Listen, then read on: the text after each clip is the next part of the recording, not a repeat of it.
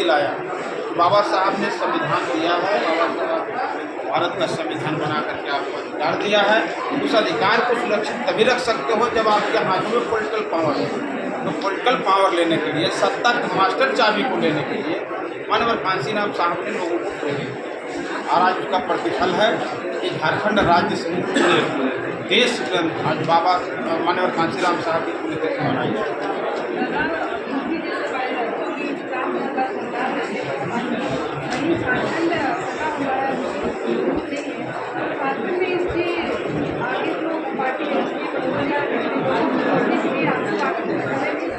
झारखंड में बहुजन समाज पार्टी का विधायक भी रहा है, मैं विधायक रहा था झारखंड में बसपा का, और आज बहुजन समाज पार्टी का जो संगठन है आपको दिख रहा होगा कि झारखंड राज्य में बहुजन समाज पार्टी मजबूत स्थिति में है।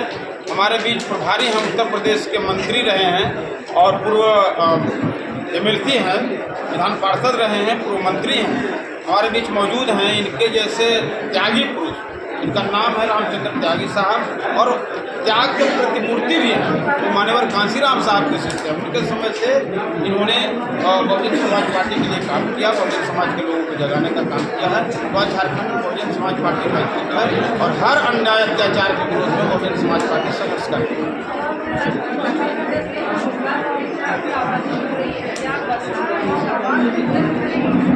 देखिए, झारखंड में जो रोजगार के लिए आवाज़ें उठ रही है, बेरोजगारी का जो आलम है, तो उसके बसपा बिल्कुल इत्तेफाक रखती है, और जो बेरोजगार लोग हैं उनके हित की लड़ाई को झारखंड में जब तक नियोजन नीति नहीं बनी है, झारखंड में स्थानीय नीति नहीं बनी है, झारखंड में आरक्षण अभी 14% पिछड़ों को दिया जा रहा है, ये बहुत बड़ा अन्याय है पिछड़े समाज के साथ।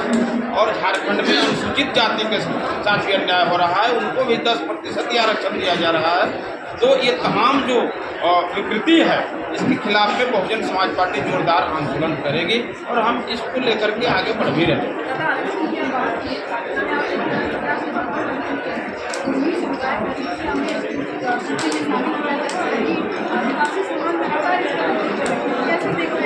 देखिए, इनके विरोधाभास से मुझे कोई लेना देना नहीं है।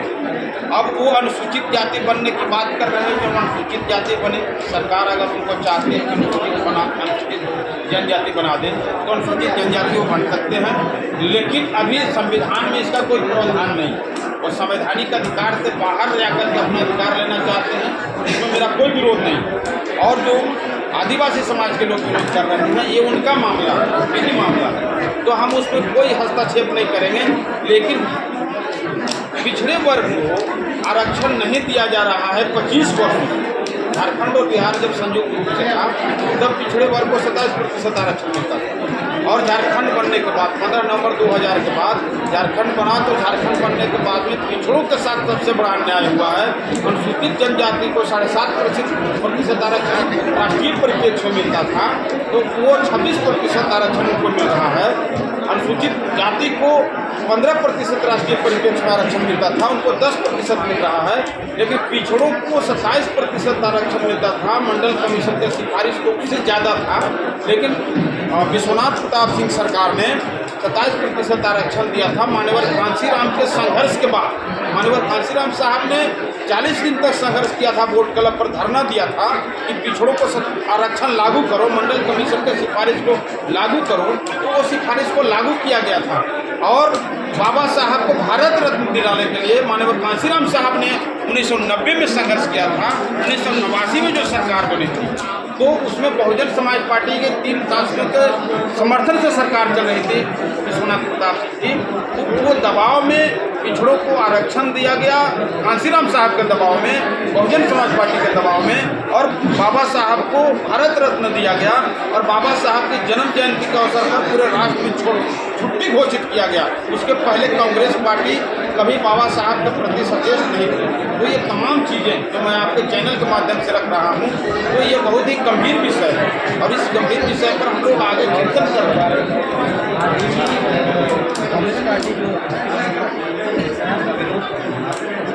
क्या चीज़ का विरोध कर रहा है? देखिए, इंडिया गठबंधन के जो लोग हैं तो वो भी बीजेपी के एक पार्टी,